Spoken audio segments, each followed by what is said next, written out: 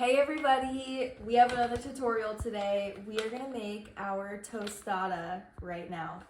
So the first thing we're gonna do is make sure our oven is on 475 because we're gonna bake our own crispy crunchy shell in the oven. So we're gonna use the same corn tortillas that we already used last week. So you can already buy these shells already fried, already crispy and crunchy in a package, but why would we do that when we can make it ourselves?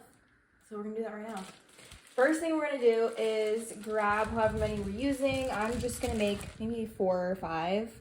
I'm gonna set them down and then I'm gonna spray them with oil on each side.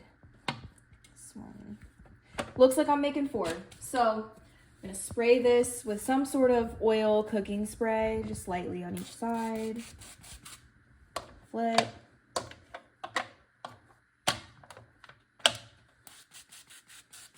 Okay, now I'm gonna make sure I give these a sprinkle of salt, of course, to make it extra tasty. So I'm just gonna sprinkle some salt on all of them.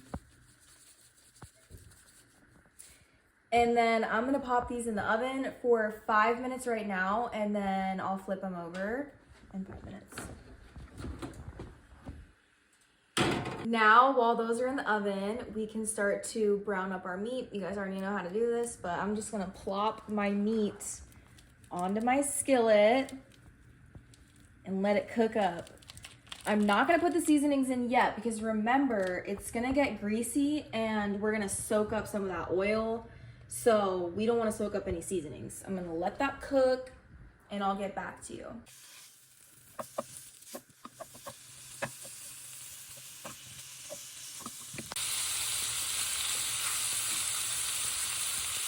So the meat is pretty much done, but these tortillas came out. So as you can see, they're starting to kind of bubble up after 5 minutes. I'm just gonna flip them over.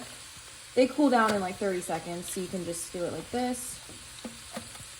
And then I'm gonna put them back for at least 5 more minutes or until they're crispy. I mean, these are still flopping, right? So we want them to be crispy like chips. So we'll check back in 5 more minutes. So the beef is browned, and what I've done is I tried to like break this up as small as I possibly can. Since we're gonna be sprinkling this on top of the tostada, I want it to be in really teeny tiny pieces instead of big chunks.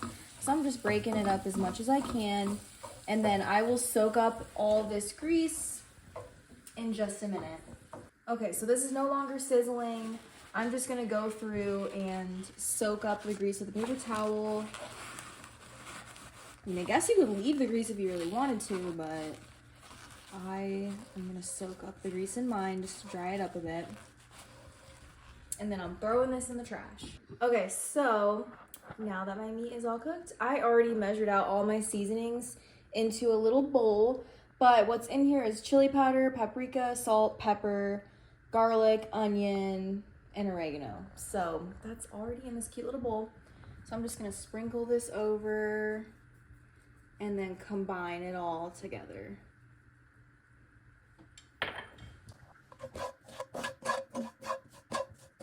Starting to smell good.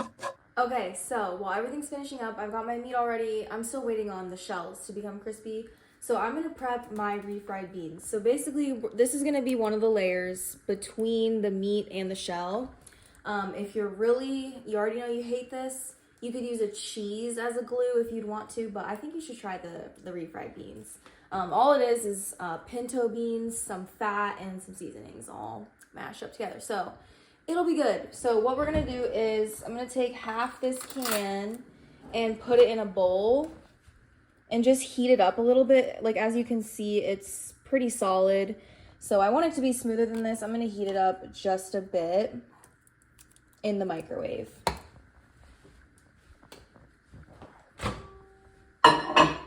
Much smoother and easier to spread now. Let's check on these shells. They look pretty good. Let's see. Not quite crispy at this point. Let's put them in for just a couple more minutes. All right, it's been a couple more minutes. Let's take a peek. Oh, that looks perfect. Much better. Oops. All right, so you can see the color, and it's definitely like a crispy, crunchy shell at this point. So let's let those cool down until we can pick them up, and then we'll assemble. All right, so here's our shell. Looks so beautiful with the color. It's hard. So what we're gonna do is I am gonna layer mine with the beans. Like I said, you can also, I'll have cheese too if you don't wanna use these, but I'm just gonna spread a little layer. Now I can take some of my beef and just put a little sprinkling. We're not like piling these too high. You don't need too much of it since it's flat. So just a little sprinkle.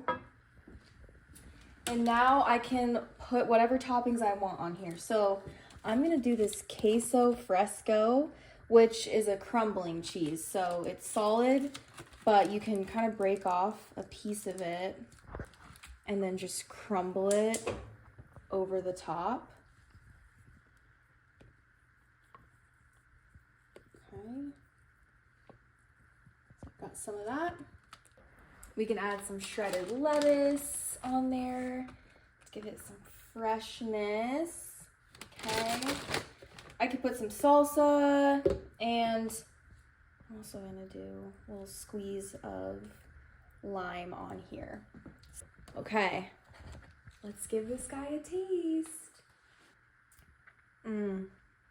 That is literally so good. Like, even just this beef by itself, it's seasoned so well. Oh wow, that is so amazing. So delicious. You have got to try this, seriously.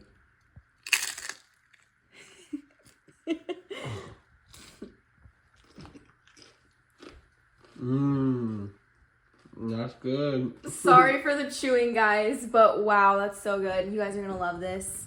I will see you tomorrow.